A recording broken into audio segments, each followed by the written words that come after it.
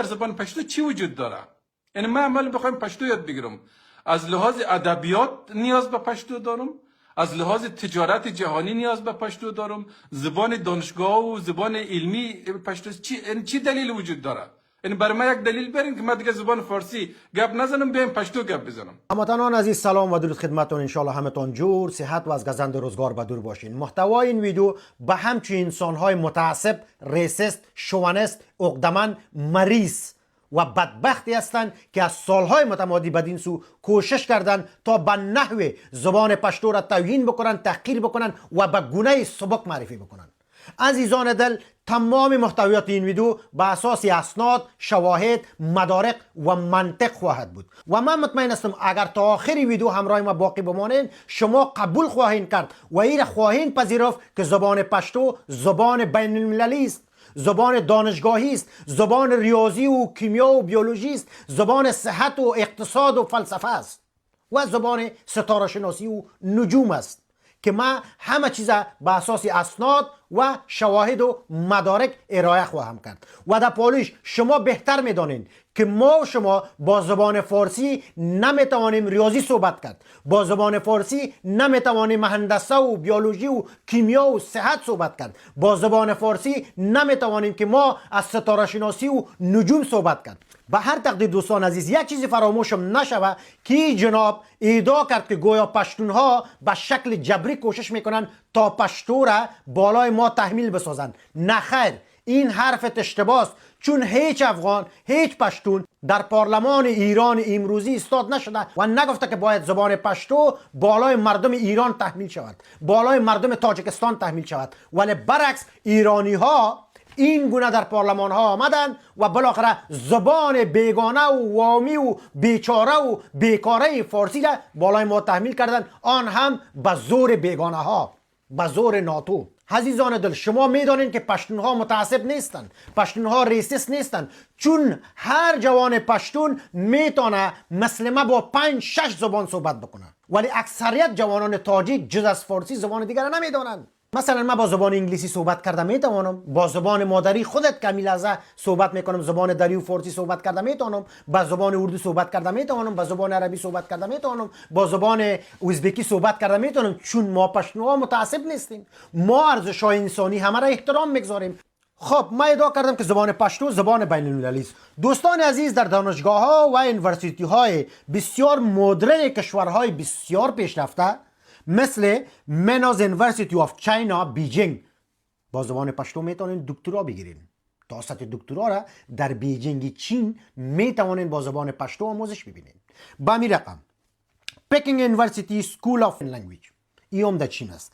همین شکل جوهرلال نهرو یونیورسیتی نیو دیلی با زبان پشتو، توسط زبان پشتو، با مضامین زبان پشتو میتونین تا سطح دکترا آموزش و تحصیل بکنین.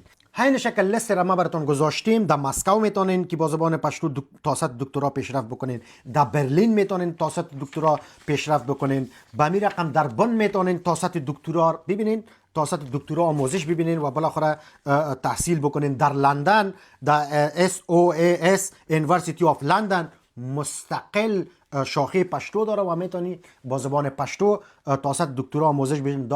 تگزاس آستن امریکا به می رقم زیاد هستن، خب من یک چند تاشون ما برای شما میگذارم. به می رقم ما به اثبات میرسونم که زبان پشتو مدرن ترین زبان کره زمین است، چون سازگاری با علوم پیشرفته امروزی داره، سازگاری با علوم ستاره و نجوم داره، سازگاری با علوم صحی داره، سازگاری با علوم کیمیا و بیولوژی داره، سازگاری با علوم ریاضیات و الجبر داره. مثلا یک چند کتاب ما براتون اینجا میگذارم، شما میتونین سرچ بکنین. عمومی اناتومی به زبان پشتو، فیزیولوژی دی انسان غړي به زبان پشتو کتابی صحیح است و همین لحظه در یونیورسیتی های بسیار پیشرفته کره زمین اینا استاندارد هستن که تدریس میشن. نه طبی هیستولوژی، طبی جنین پوهنه، پاتولوژی، سیستماتیک پاتولوژی، داخلی ناروغی، د زړه او رګونو ناروغی به همین رقم تعدادش زیاد است در بخش اعصاب و بالاخره بالاتر از 1000 کتاب نوشته شده صرف در صحت.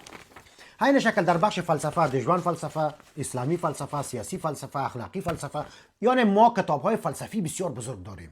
همین رقم در ریاضیات، در بیولوژی، در کیمیا ما براتون اینجا گذاشتیم. مثلا اوزوی کیمیا، غیر ریاضی کیمیا، فیزیکی کیمیا، تحلیلی کیمیا، بیوکیمیا، طبی کیمیا، کیمیاوی تعاملات و معادلات، کیمیاوی محاسبه، در لابراتوار کیمیا، کیمیا وسایل و خوندیتوب. یعنی اگر ما براتون بگیم که به زبان پشتو هزاران کتاب دانشگاهی علمی نوشته شده او برادر، و در بسط جهان در کشورهای بسیار پیشرفته با زبان پشتو میتوانی که تحصیل بکنی تا سطح دکترا.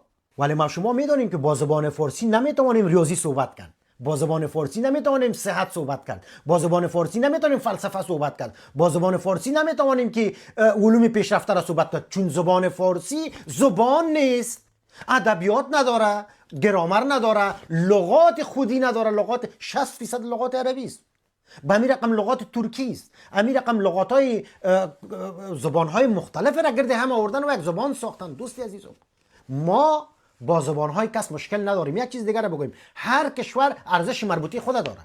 مثلا زبان انگلیسی یکی از ارزش های ملی کشور امریکا است، مجبور هستی که بیاموزی. زبان فارسی را که شما میگین من خب به نام فارسی چیز را نمیشناسم، این زبان ما به نام زبان ترکیبی عربی میدانم. شما فارسی میگین، همین زبان فارسی که هر چیز است فعلا ارزش ملی ایران هستند، ما باید احترامش بکنم. به همین رقم زبان روسی ارزش ملی کشور روسی است، ما باید احترامش بکنم. زبان عربی ارزش ملی عرب هستند، ما باید احترامش بکنم. همین شکل زبان پشتو ارزش ملی مردم افغانستان هستند، باید احترام بکنین. من نمیگم شما بیاموزین، صرف ما را اجازه بدین صحبت بکنیم. وقتی که ما به زبان پشتو صحبت میکنیم چرا آتش میگیرین جوان؟ احترام بکنین، انسان شوین. ما پشتونها با مغول مشکل نداریم، در حالی که مغول ما را در بدر خاک بسر ساخت. پس شما مغول ها با ما مشکل نداشته باشین.